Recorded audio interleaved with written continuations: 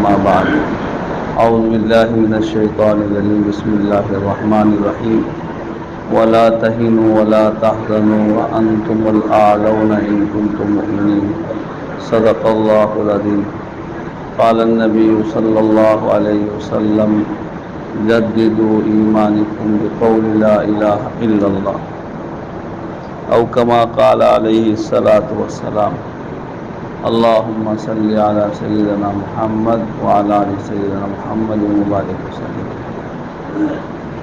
آپ حضرات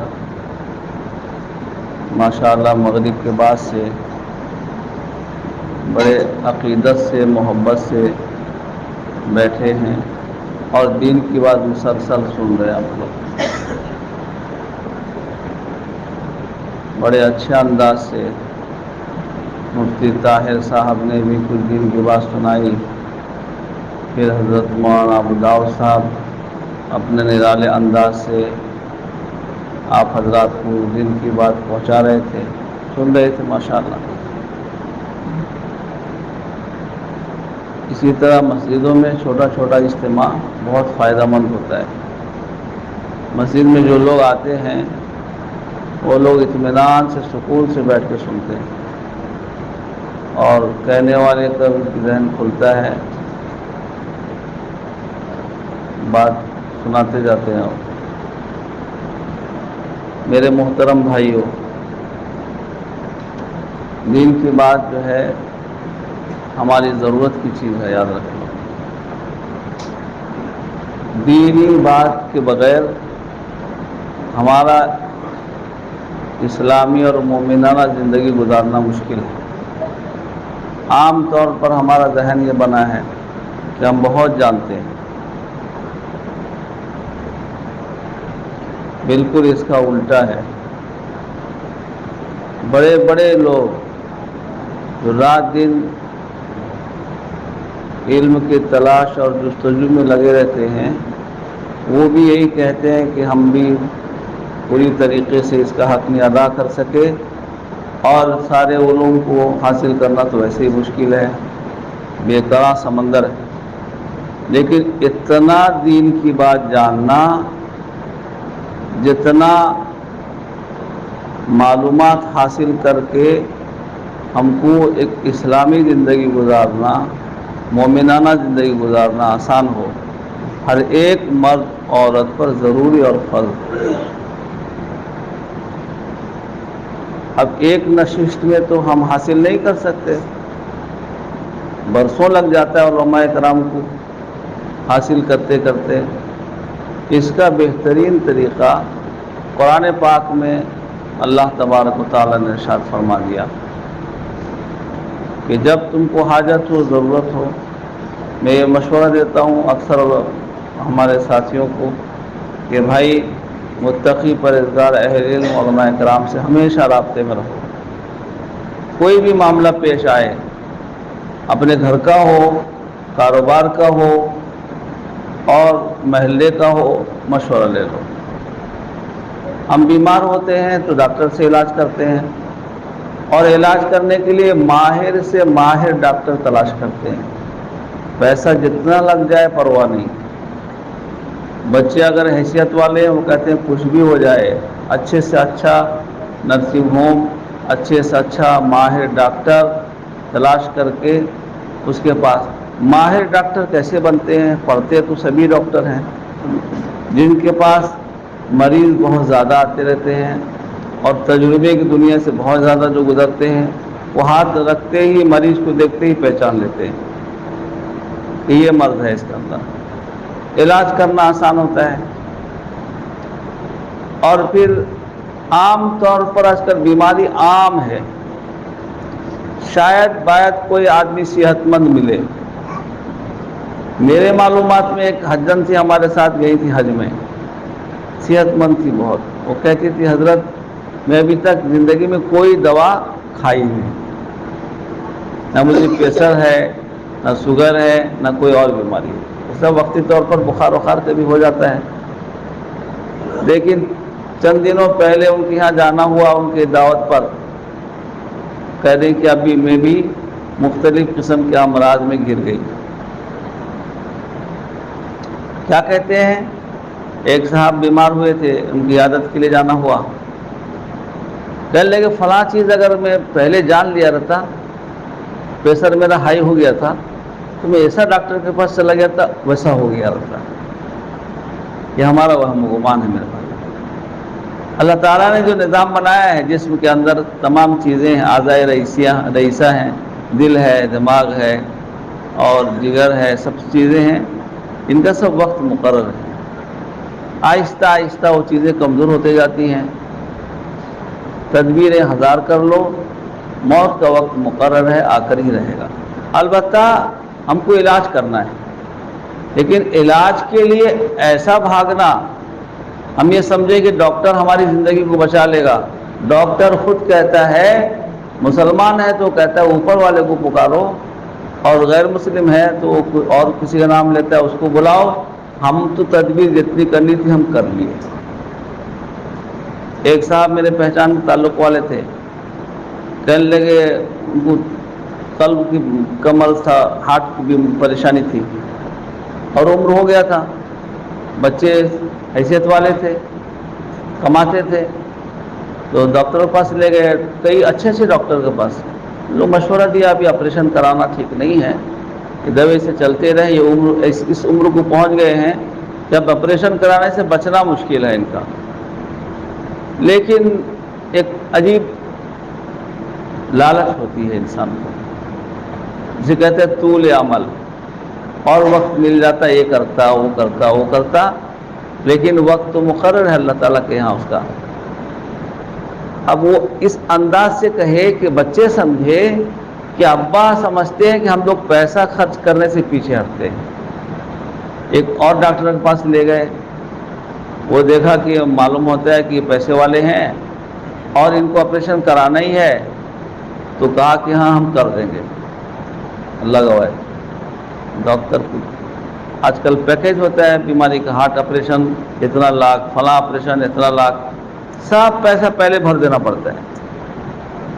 5.5 لاکھ یا 6 لاکھ کا پیکیج تھا، بھر دیے بچے، اور آپریشن ڈاکٹر کیا، ادھر جوڑتا ہے تو ادھر جوڑتا ہے نہیں، ادھر جوڑتا ہے تو ادھر جوڑتا ہے نہیں۔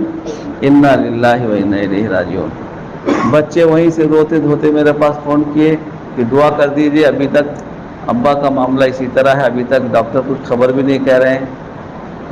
میرے بھائیوں، اسباب کے پیچھے اتنا دوڑ رہے ہیں، مت پوچھو۔ مسبب الاسباب اللہ تعالیٰ کی طرف توجہ ایک دم ہٹ گئی، اس طرف سے سبب کو سب کو سمجھ لیے، اور اللہ نے دنیا کو ایسا مزین کر دیا، اسباب کے ساتھ جوڑ دیا ہے۔ ظاہری طور پر ہم کمزور دل دماغ والے انسان ہیں، ہمارا دماغ ظاہری طور پر، سطحی طور پر پہلے اسی طرف جاتا ہے، کاروبار کے لائن سے کاروبار پر جاتا ہے، ملازمت والے کا ملازمت پر جاتا ہے، اسی لیے ہم اس کو اتنی اہمیت دیتے ہیں، نہ دین کی بات معلومات کرنے کا ہم کو فرصت، نہ دین کے اعمال جو ایمان کے ساتھ، جن کا رب ضبط ہے ایمان کے ساتھ، ان کو کرنا چاہیے۔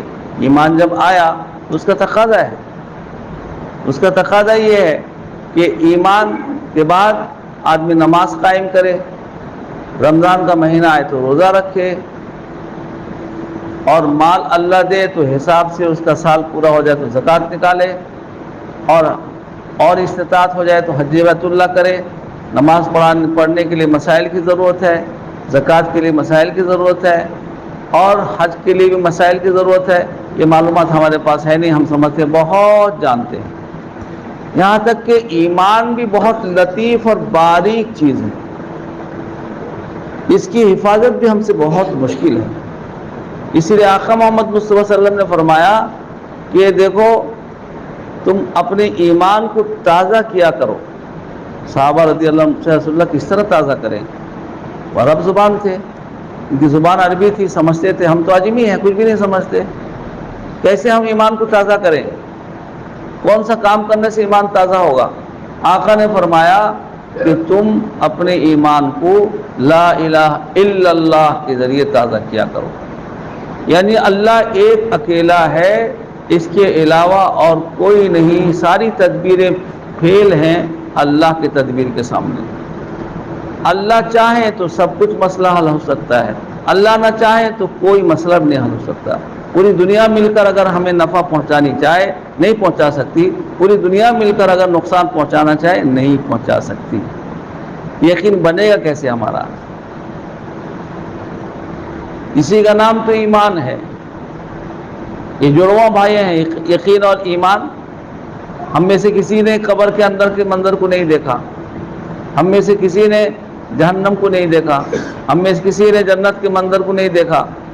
لیکن یقین اتنا مضبوط ہونا چاہیے.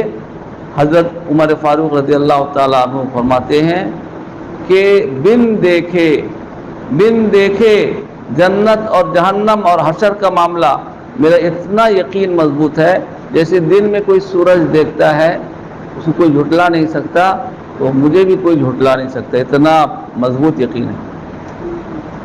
اتنا جب یقین مضبوط ہوگا تو دین کے اور اعمال کو اختیار کرنا آسان ہوگا. کہ ہمیں سب کہتے ہیں ہمیں ایک دن دنیا سے جانا ہے مرنا ہے, دیکھتے بھی ہیں, لیکن ہمارے زندگی کے جو طور طریقے ہیں اور زندگی گزارنے کا جو ڈھنگ ہے اس سے یہ پتہ لگتا ہے کہ ہم بالکل اس سے غافل ہیں. حالانکہ قرآن پاک کی آیتوں سے پتہ لگتا ہے کہ کس دن صبح سویرے جو سورج اپنی منزل طے کر رہا ہے, صبح نکلتا ہے اور شام کو پھر غائب ہو جاتا ہے, اور پھر اللہ سے اجازت لے کر صبح نکلتا ہے مشرق سے. روایت میں آتا ہے جس دن اللہ اس سے کہیں گے کہ تم مشرق سے نہیں پھر واپس مغرب چلے جاؤ, وہیں سے تم نکلو. جس دن مغرب سے نکلے گا کوئی جانتا ہے کس دن نکلے گا؟ اللہ اکبر, کوئی نہیں جانتا میرے بھائیو کس دن نکلے گا. روایت میں آتا ہے جس دن مغرب سے نکلے گا اس کے بعد کا ایمان بھی قبول نہیں, اس کے بعد کی توبہ بھی قبول نہیں, سب دروازہ بند. اس لیے کہ کھلم کھلا نشانی سامنے آ گئی. قبر اگر دیکھ لیتے, جنت کو دیکھ لیتے سب دیوانے ہو جاتے, جہنم کو دیکھ لیتے تو سب اس سے بچنے کی کوشش کرتے. تو پھر غیب پر ایمان کس چیز کا نام ہے؟ اسی لیے اللہ نے سب چیز کو پوشیدہ رکھ دیا ہے. اور سب سے بڑی بات تو یہ ہے کہ ہم میں سے کسی کو بھی یہ نہیں معلوم ہے کہ کس وقت ہمارا آخری وقت ہے. کسی کو معلوم ہے؟ کوئی نہیں کہہ سکتا کہ میرا آخری وقت کب ہے. البتہ آقا محمد مصطفیٰ صلی اللہ علیہ وسلم کا فرمان ہے میری امت کے اکثر لوگوں کی جو عمریں ہوں گی وہ 60 اور 70 کے درمیان, 60-70 کے درمیان. ابھی 60 سال کیا 50 سال کے بعد آدمی یہ بیماری وہ بیماری وہ بیماری وہ بیماری 5-10 ہزار تو ہر مہینے کی دوا چلتی. بیماری کا گھر ہے, بیماری کا پتلا ہے, ابھی چاروں طرف سے گھیر لیتے ہیں چاروں طرف سے. اب جب صحت مند تھا اس وقت تو نماز نہیں پڑھا, صحت مند تھا اس وقت تو روزہ نہیں رکھا. جب بیماری چاروں طرف سے گھیر لی تو اب پریشان ہے. کوئی کہتا ہے نماز پڑھو, کیسے پڑھو, میں تو بیٹھ نہیں سکتا. روزہ رکھوں, کیسے رکھوں, میں تو شوگر کا پیشنٹ ہو گیا ہوں, مریض ہو گیا ہوں, پریشر کا مریض ہو گیا ہوں, اگر یہ نہ کھاؤں تو وہ ہو جائے. تمام آزار جب گھیر لیے اب کسی کام کا بھی نہیں رہا. اب اس کے دل میں یقین ایک دم ایسا ہے کہ نہ ہونے کے درجے میں. اور ایمان تو بہت لطیف اور باریک چیز ہے. کس پرندے کا نام ایمان ہے, اور ایمان کس وقت اڑ جاتا ہے پتہ بھی نہیں چلتا ہے.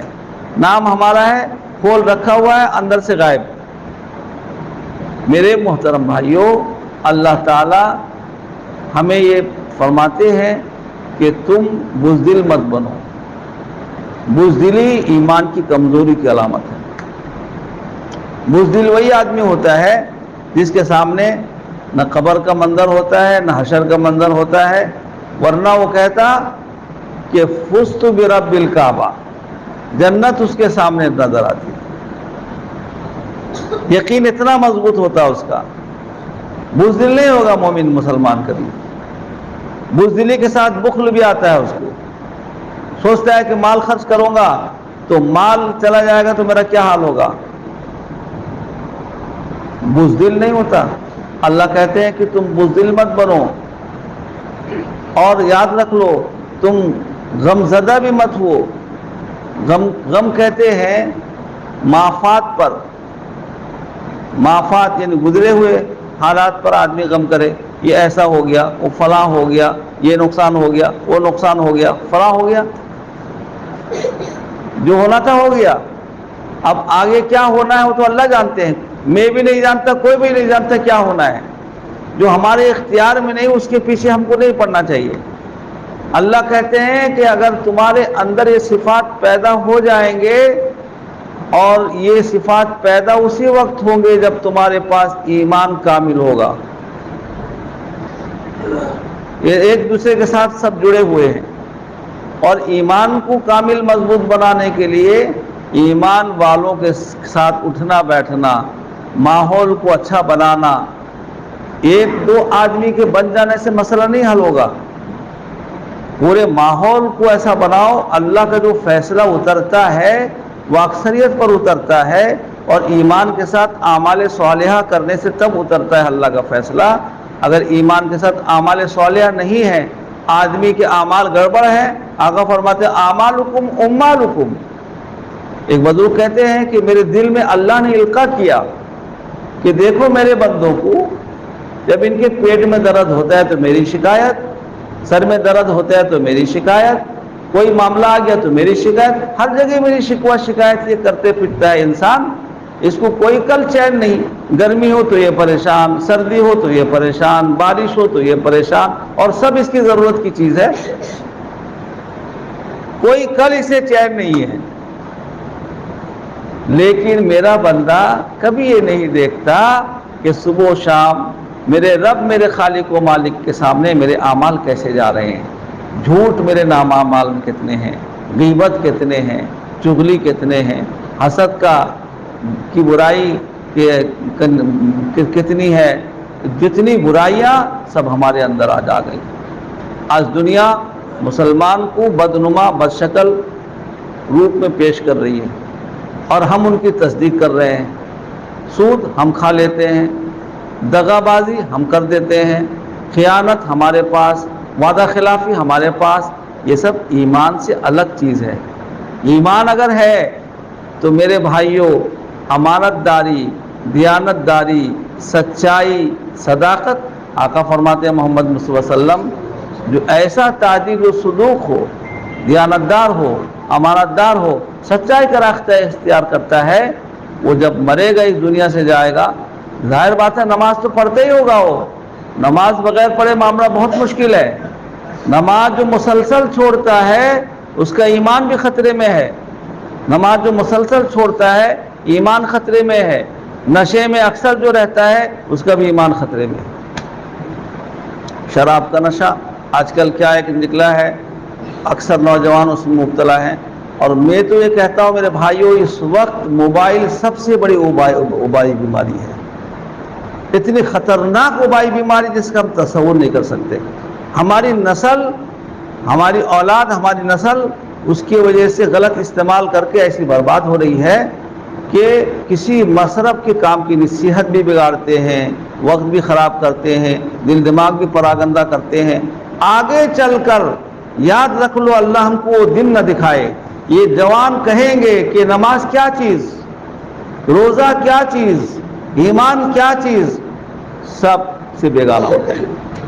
کیوں؟ اس میں ایسے ایسے آتے ہیں، سب مناظر سامنے آتے ہیں، یہ سب کمزوریاں اپنے آپ پیدا ہو جاتی ہیں، اس کے اتنے عادی ہو جاتے ہیں کہ گویا کہ ان کا ماہر ڈاکٹر بھی وہی، ان کا عالم دین بھی وہی، ان کا مفتی کامل بھی وہی، سب اسی میں، نام ایسا نکال کے رکھتے ہیں جس کا معنی الٹا، مسئلہ اس سے ایسا لے لیتے ہیں، کون چھوڑا یہ بھی پتہ نہیں، بیچارے ایسا کرتے ہیں۔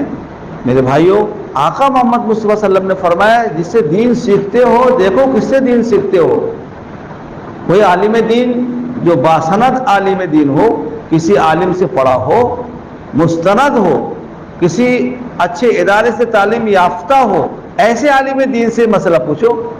ایسا نہیں کہ راستے میں چلتے پھرتے کسی کو بھی داڑھی ٹوپی میں دیکھ لیا، پوچھ لیا، اب وہ سوچے گا بھائی مجھے جب مولانا سمجھ کے، علامہ سمجھ کے پوچھا ہے، نہیں بتاؤں گا تو کیا ہوگا، اب جیسے چاہے گا بتا دے گا، اور نیٹ سے نکالے گا، تو نیٹ میں باقاعدہ پلان کے ساتھ ایسی گمراہی باتوں کو چھوڑا جا رہا ہے اور دین بنا کر پیش کیا جا رہا ہے، قرآن کی آیتوں سے پیش کیا جا رہا ہے، احادیث شریفہ سے مثال دے دے کر پیش کیا جا رہا ہے. اس کا ایمان اتنا بگڑ رہا ہے، اس کا کوئی حد نہیں ہے. اس کا اندازہ ہم کو بہت بعد میں ہوگا. جب ہوگا پھر ہم کو اس وقت سوچیں گے ہائے افسوس کیا ہوا، کہاں پہنچ گئے. اسی لیے اللہ کا وعدہ ہے کہ تم اگر سچے مسلمان رہو گے، مومن رہو گے، سر بلند رہو گے. اور آقا محمد مصطفیٰ صلی اللہ علیہ وسلم نے بتا دیا کہ ایمان کو تازہ کرتے رہو. اور میرا مشورہ یہ ہے کوئی بھی معاملہ ہو متقی پرہیزگار عالم دین سے رابطے میں رہیں، اور اپنے تزکیہ اور اپنی اصلاح کے لیے کسی اللہ والے جن سے آپ کو واسطہ ہو ان سے رابطے میں رہیں. گاہ بگاہ فون کریں. جیسے بیمار ہونے سے ڈاکٹر کے پاس فون کرتے ہیں کہ ڈاکٹر صاحب میرے پیٹ میں درد ہو گیا، کیا دوا کھاؤں. اگر مانوس ڈاکٹر ہے، آپ کو جانتا ہے کہ آپ کو پریشر ہے، فلاں ہے، تو مناسب دوا لکھے گا. ایک صاحب راستے میں جا رہے تھے، طبیعت خراب ہو گئی، تو کوئی صاحب ان کے ساتھ تھے. آج کل سب آدمی ڈاکٹر بنے ہوئے. کیا ہوا نا پیٹ میں درد، یہ دوا کھا لو. جیسے کھا لیا وہ ریئیکشن ہو گیا، دوسری خرابی پیدا ہو گئی، اس کو لے کے میڈیکل دوڑے. اگر ماہر ڈاکٹر سے پوچھتے پیٹ میں درد ہوا، اسے پتا ہے یہ میرا مریض، اس کے اندر کون کون سا مرض ہے، پریشر ہے تو کیا دوا دینا چاہیے، فلاں ہارٹ کا مریض ہے تو کیا دوا دینا چاہیے، اس کے حساب سے سوچ سمجھ کے دیتا ہے. اسی طرح عالم دین سے جب ہم رابطے میں رہیں گے اور ہمارے حال احوال سے واقف ہوں گے کہ ہمارا ایمان کتنا مضبوط ہے، اسی اعتبار سے مسئلہ بتائیں گے. یاد رکھ لو، کمزور ایمان والے کے لیے مسئلہ تھوڑا ہلکا بتانا پڑتا ہے، مضبوط ایمان والوں کے لیے جسے عزیمت کہتے ہیں، اور ایک رخصت بھی ہے، ایک عزیمت بھی ہے. اب تجربہ کار عالم علماء سے رابطے میں رہیں گے تبھی یہ بات سمجھ میں آئے گی. اور اہل اللہ سے رابطے میں رہیں گے تو میں جب اس کا اچھا مکان دیکھتا ہوں تو مجھے بڑا پریشانی ہوتی ہے، رات بھر نیند آتی نہیں ہے، یہ حسد کا مادہ ہے. اور جب غصے میں آتا ہوں تو بیوی کو ماں کہہ دیتا ہوں، ماں کو بیٹی بنا دیتا ہوں، جس کو جو چاہتا ہوں کہہ دیتا ہوں، زمین آسمان کو اکٹھا کر دیتا ہوں. اس کا علاج اولیاء کاملین کے پاس ہوگا. وہ ان سے رابطے میں رہیں گے، وہ آپ کو اس اصلاحی بات بتاتے رہیں گے. اس طرح کرتے رہیں گے تو دینی ماحول پیدا ہوگا. رب ضبط میں رہیں گے تو دینی ماحول پیدا ہوگا. اور آپ ملے، اپنے اولاد کو بھی ملائیں، بچے بچیوں کو بھی ملائیں. پہلے زمانے میں دستور رہا ہے، آج کل بالکل دستور ختم ہو گیا. ہم نماز پڑھتے ہیں، اپنے بچوں کا فکر نہیں کرتے، بیٹا نماز نہیں پڑھتا ہے. ہم کسی اللہ والے سے تعلق بھی رکھے، ملتے ہیں، بیٹوں کو لے کے نہیں جاتے ہیں، ان کو بھی ساتھ میں لے کے جائیں. وہ جانیں گے ابا ان سے ملتے تھے، مجھے بھی ملتے رہنا چاہیے. ان کو بھی یہ راستہ ملے گا. جیسے باپ ڈاکٹر ہے، بچے کو ڈاکٹر کے راستے میں چلاتا ہے، آہستہ آہستہ پھر وہ بھی سب پکڑتا ہے اور آج ڈاکٹر بن جاتا ہے، پڑھنے لگتا ہے. انجینئر ہے تو انجینئر بن جاتا ہے. اسی طرح آپ سیدھے راستے پر چل رہے ہیں، دین کے راستے پر چل رہے ہیں، اپنے بچوں کو بھی وہ راستہ دکھائیے جو سیدھے راستے کی ان کو رہبری ملے. جب تک اس طرح کا سدھار نہیں لائیں گے ماحول کا سدھرنا بہت مشکل ہے. اور آج اس خرابیوں کی وجہ سے ہمارا دل رنگ آلود ہو گیا ہے. اولاد کی بے جا محبت، مال سے بے جا محبت، جس کی وجہ سے نماز کے لیے ہمیں فرصت نہیں، دین کے علوم حاصل کرنے کے لیے ہماری فرصت نہیں. فرصت نہ ملنے کی وجہ کیا ہے؟ ہم نے بے ضروری چیز کو ضروری بنا لیا ہے. بے ضروری مکان، دکان، اس کے پیچھے ایسے لگے جیسے زندگی اسی کے لیے اللہ نے دیا ہے ہم کو. اللہ کہتے ہیں ہم نے تو زندگی تمہیں اپنی عبادت کے لیے دیا ہے. یہ سب ضرورت کی چیز ہے، ضرورت کے مطابق بناؤ. ضرورت بھر مکان بن گیا، اکتفا کرو. بعد والا آئے گا اپنا اضافہ کرے گا. ضرورت بھر روزی کا مسئلہ حل ہو گیا، اکتفا کرو. نہ ایک کے بعد دوسرے سلطنت کے چکر میں رہتے ہیں. نہ خواہش پوری ہوتی ہے، یہاں تک کہ اجل کا وقت آ جاتا ہے، آدمی قبر کے پیٹ میں چلا جاتا ہے. پھر اس کے ساتھ حالات کیا آتے ہیں؟ میں جب کسی قبرستان سے گزرتا ہوں بڑی حسرت سے دیکھتا ہوں. میں دیکھو کتنے لوگ آئے، اس کے بیٹا، اس کے بھائی، اس کے کتنے رشتے دار آئے، کندھے پر لے کر رو دھو کر دفن کر کے چلے گئے. اس کے ساتھ کیا گزر رہا ہے وہی بیچارہ جانتا ہے. کیا جواب دیا سوال کا وہی جانتا ہے. گرج کھا رہا ہے، اس پر ازدے مسلط ہوئے ہیں، یا چین کی زندگی گزارتا ہے. اب کوئی اس کا یار و مددگار نہیں. میرے بھائیوں یاد رکھ لو، وہاں کام آنے والی چیز نماز ہے، کام آنے والی چیز روزہ ہے، کام آنے والی چیز دین پر چلنا ہے، کام آنے والی چیز کے لیے ہمارے پاس فرصت نہیں. خبر کو اگر روشن کرنا ہے، منور کرنا ہے، حشر کے میدان کے گھبراہٹ سے بچنا ہے، پل صراط پر بجلی سے بھی تیز گزرنا ہے، اللہ اکبر، قربان جاؤ۔ آقا محمد مصطفیٰ صلی اللہ علیہ وسلم نے یہی فرمایا کہ ہم اپنے بساط بھر ہمارے حضرت بہت آسان کر کے فرماتے تھے کہ اپنے کوشش کرتے رہیں، دین پر چلتے رہیں، اللہ بڑے کریم ہیں۔ ایک دم نماز چھوڑ کر سب دین کے کام سے الگ ہو کر اور ہم پہلوان ہو کے پھریں گے کہ اللہ بڑے کریم ہیں، یہ تو عجیب سے مذاق والی بات ہے۔ کریں گے انشاءاللہ پابندی، دین پر چلنے کی کوشش کریں گے، اللہ مجھے بھی عمل کی توفیق دے، آپ کو بھی دے۔ یہ ہمارے مصطفیٰ صاحب نے یہ انتظام کیا، اتنے علماء کرام تشریف لائے، آپ دین کی بات سنیں، ماشاءاللہ بہت ذوق شوق سے سنیں۔ مجھے ایسی مجلس بہت پسند آتی ہے، مسجد میں بیٹھ کر اطمینان سے لوگ سنتے ہیں اور پھر بات آتی چلی جاتی ہے، لیکن نماز کا وقت بتا رہے تھے کہ 9 بجے تک نماز کر لیں گے، میں وقت کا بہت خیال رکھتا ہوں اور خیال رکھنا بھی چاہیے، اس لیے اللہ تعالی ہمیں عمل کی توفیق دے، دین پر چلنا آسان فرمائے اور مصطفیٰ صاحب کے تمام جو ہے جائز مقاصد کو اللہ پاک پورا فرمائے۔ وآخر دعوانا ان الحمد للہ رب العالمین۔ اس کے بعد اذان ہوگی، اذان کے بعد 10 منٹ کے بعد نماز ہو جائے گی، وضو کریں گے، سنت پڑھیں گے۔ یا رب لک الحمد کما ینبغی لجلال وجہک ولعظیم سلطانک، اللہم صلی علی سیدنا محمد وعلی آل سیدنا محمد وبارک وسلم۔ ربنا ظلمنا انفسنا وان لم تغفر لنا وترحمنا لنکونن من الخاسرین۔ اے اللہ پاک پروردگار، ہم نے گناہ کر کے اپنی جانوں پر ظلم کیا ہے، اے اللہ اگر آپ ہم پر ترس نہ کھائیں، آپ ہمیں معاف نہ فرمائیں، اے اللہ ہم بڑے ٹوٹے اور خسارے میں پڑ جائیں گے۔ اے اللہ 2 دشمن ہر وقت ہمارے پیچھے پڑے ہیں، ایک خطرناک دشمن نفس ہے جو ہمارے اندر چھپا ہوا ہے، اور ایک کھلا دشمن شیطان ہے جو چاروں طرف ہمارے چکر اور پھیرے میں پڑا ہوا ہے۔ اے اللہ ہم اتنے کمزور ہیں، ان کے زد سے بچنا بہت مشکل ہے۔ اے اللہ آپ جس کی حفاظت کر لیں گے وہی بچ سکے گا۔ اے اللہ ہم روزانہ ارادہ کرتے ہیں نماز پڑھیں گے اور دین پر چلنے کی کوشش کریں گے، لیکن غفلت میں پڑ جاتے ہیں۔ اے اللہ آپ اپنے فضل و کرم سے ہماری غفلت کو دور فرما دیجئے، ہمیں ایمان کامل عطا فرمائیے، یقین صادق عطا فرمائیے، نمازوں کی پابندی نصیب فرمائیے، دین کے ایک ایک مسئلے کو معلوم کر کے اس پر چلنا ہمارے لیے آسان فرما دیجئے۔ یہ اللہ آپ کی بنائی ہوئی دنیا ہے، یہ اللہ سب دنیا کو آپ نے ہمارے لیے سجایا ہے، یہ اللہ آپ نے ہمیں اپنی عبادت کے لیے پیدا کیا ہے، یہ اللہ اس بات کو ہمارے دلوں میں ڈال دیجئے، یہ اللہ ہمارے دلوں میں ودیت فرما دیجئے، یہ اللہ ہماری عبادت کے لیے ہماری پیشانی کو قبول فرما لیجئے۔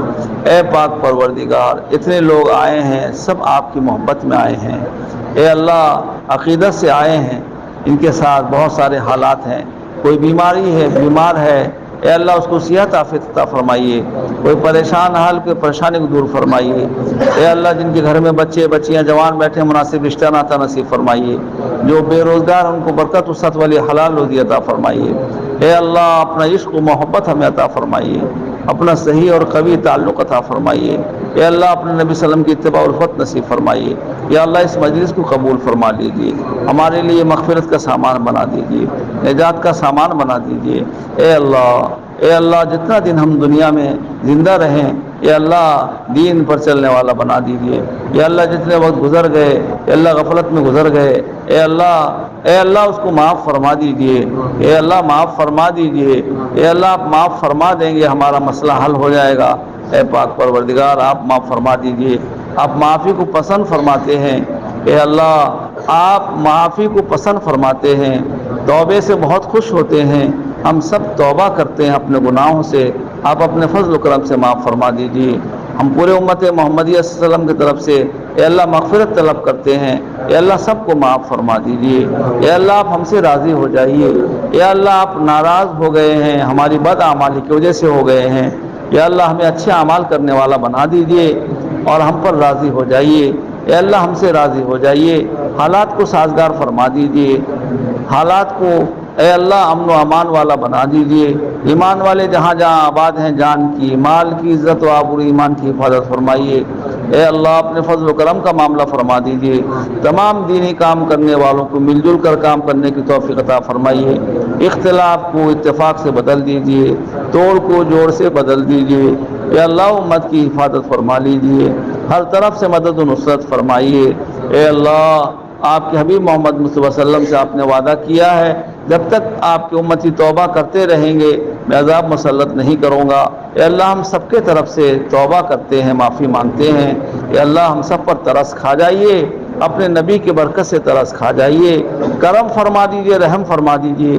یا اللہ اس علاقے کے ایک ایک ایمان والے کے گھروں پر خیر و برکت کا نزول فرمائیے، سب کو دیندار بنا دیجئے، خیر و برکت سے نواز دیجئے۔ مصطفیٰ صاحب کو ان کے تمام جائز مرادوں کو پورا فرمائیے، برکتوں سے نواز دیجئے۔ یا اللہ انہوں نے جتنا دینی انتظام کیا ہے اپنے شاعر شان کو بہترین بدلہ عطا فرما دیجئے۔ اے اللہ آپ کے اپنے نیک بندوں میں ہمیں بھی شامل و داخل فرما لیجئے۔ اے اللہ اپنے نیک بندوں میں ہمیں داخل و شامل فرما لیجئے۔ اے اللہ تمام بزرگان دین کے فیوض و برکات سے اے اللہ ہم سب کو مستفیض فرما دیجئے۔ اے اللہ اس مجلس میں آپ کے بہت سارے نیک بندے ہیں، اے اللہ ان کے برکت سے ہماری دعاؤں قبول فرما لیجئے۔ جن جن لوگوں نے ہم سے دعاؤں کے لیے امیدوار ہیں ان سب کے جائز مرادوں کو پورا فرما دیجئے۔ جتنے لوگ ہاتھ اٹھائے ہیں ان سب کے جائز مرادوں کو پورا فرما دیجئے۔ تمام دینی مدارس، مکاتب، مساجد، دعوت تبلیغ خانقاہوں کی حفاظت کفالت فرمائیے۔ یا اللہ آپ کے حبیب محمد مصطفیٰ صلی اللہ علیہ وسلم نے اتنی بھلائی خیر مانگی ہمیں نصیب عطا فرما، جن جن برائیوں سے حفاظت سے ہم سب کی حفاظت فرما، محض اپنے فضل و کرم سے ہماری ان تمام دعاؤں کو قبول فرما۔ آمین یا رب العالمین بجاہ سید المرسلین ورحمۃ للعالمین وصلی اللہ تعالی علی خیر خلقہ محمد وعلی آلہ واصحابہ اجمعین برحمتہ۔